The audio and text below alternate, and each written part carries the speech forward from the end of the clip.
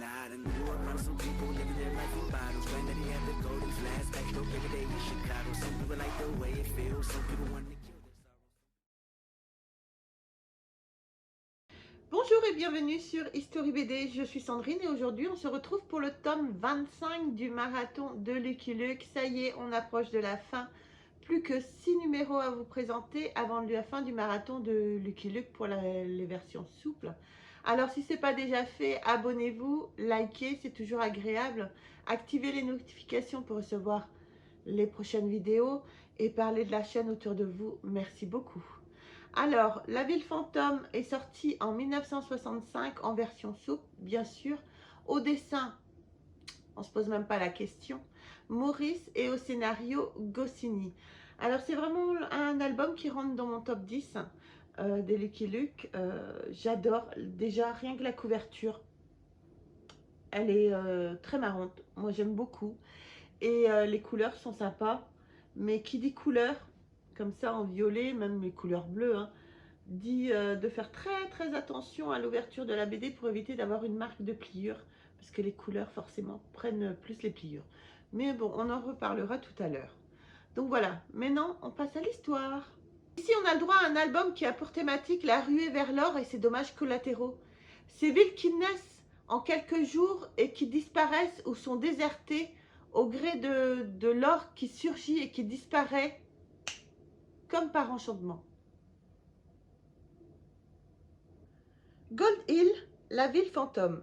Le vieux Powell, abandonné de Dieu et même de tout ce qui vit d'ailleurs, continue année après année de croire que la mine qu'il a acquise contient de l'or. Le pauvre mineur est la risée des habitants de la ville voisine, Bingo Creek, à part les nouveaux venus, Denver Miles et Colorado Bill, qui veulent récupérer sa mine pour la saler, c'est-à-dire d'y introduire un peu d'or de façon artificielle et arnaquer de nouveaux pigeons. Ils enchaînent les plans bidons pour se refaire financièrement, puis les plans bidons pour se débarrasser du vieux Powell, mais Lucky Luke veille. Ne renonçons pas, Denver fait courir le bruit que Powell est un sorcier responsable de l'apparition de fantômes à Gold Hill et monte la population contre le prospecteur.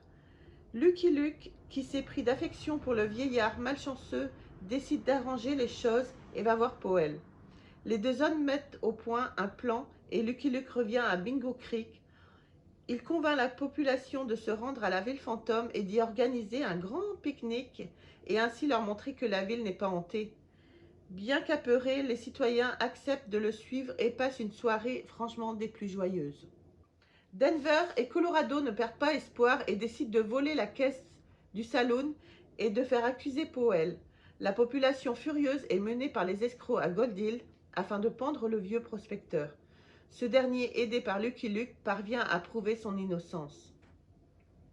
Bref, une histoire qui se lit vraiment avec un grand plaisir grâce aux planches réalisées par Maurice qui est vraiment au top de sa forme et au scénario soigné de Goscinny. Bref, un album pour moi vraiment excellent. Alors, le coin des collectionneurs, comme d'habitude. L'album qui vous est présenté est l'édition originale de 1965. Donc, la cote officielle de cet album est 350 € et la réédition qui est sortie en 1969 n'est plus cotée, malheureusement.